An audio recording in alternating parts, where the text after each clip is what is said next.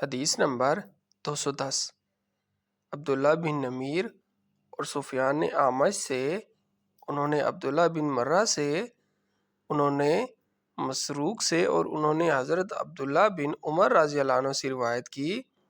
انہوں نے کہا کہ رسول اللہ صلی اللہ علیہ وسلم نے فرمایا، 4 راتیں ہیں جس میں وہ چاروں ہوں گی وہ خالص منافق ہوگا، اور جس کسی میں ان میں سے ایک عادت ہوگی تو اس میں نفاق کی ایک عادت ہوگی، یہاں تک کہ اس سے باز آ جائے۔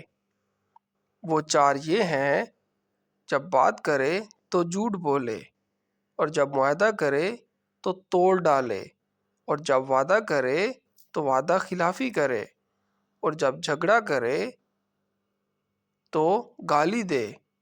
البتہ سفیان کی روایت میں خلا کے بجائے فصلہ کا لفظ ہے، معنی وہی ہیں۔